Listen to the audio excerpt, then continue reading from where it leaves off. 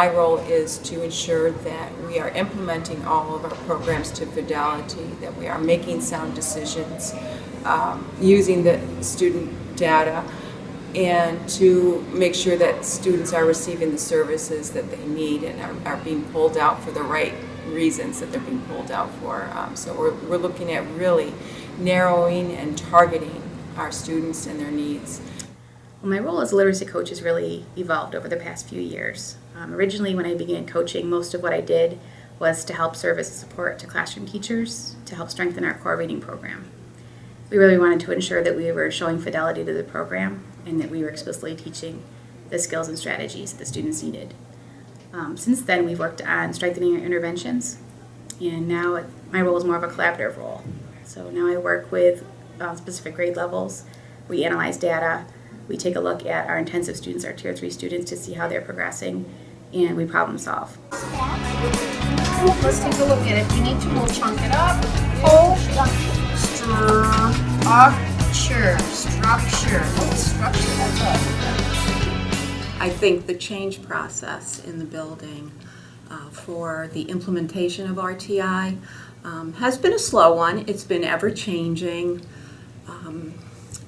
But I think the building, the faculty has become much more collaborative. There's a lot more communication among all the faculty in the building, among all the teachers in the building, not just across grade levels, but involving the reading specialists and the other specialists that we have in the building.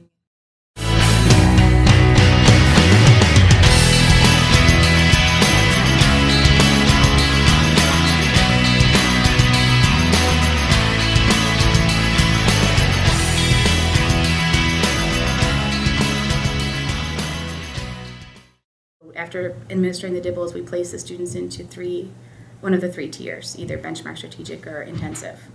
And our under benchmark students we do additional testing for. We give them phonological screeners and phonics screeners if they're needed, as well as running records, and we test them on the mastery of sight words. And we use that data to put them into specific interventions. So the interventionists and the classroom teachers come together, and we place students into appropriate groups. And once the interventions take off, we progress monitor in between benchmarks, and we have data meetings to discuss how students are doing. After several weeks and perhaps months of interventions being put into place, if a student hasn't made progress, then we start to make decisions on moving up to the next tier. No student learns at the same pace, and you're always trying to recognize and figure out what you could do to reach the students that aren't getting it and what you could do to reach the students that have already gotten it. So you're always putting that in the back of your mind, thinking about how you can change things up to reach especially those students that don't get it. I think our teachers have really learned to value the data, and we've spent a lot of time collaborating and talking about our intensive students and our struggling readers and how to service them better in our interventions. So at benchmark times is the big time where we really pick apart the data. We take a look at the data as a school and then break it down by grade, by class, and then look at individual students. Our school used to be individual students working very hard independently, and now our school is more of a group of teachers working smarter, collaboratively. Data used to be lots of numbers that not as much was done with. I don't want to say nothing, but not as much is done with. Now data is still lots of numbers, but there's more action from the numbers. Conversations with the faculty and the teachers have been much more knowledgeable in terms of making database decisions. The teachers are very aware of the intervention groups that are available.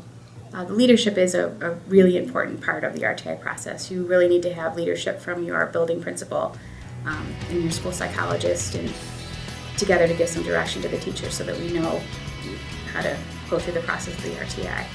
I think also, and just as important as leadership, is teamwork. I think collaboration and participation is really what helps make the RtI successful.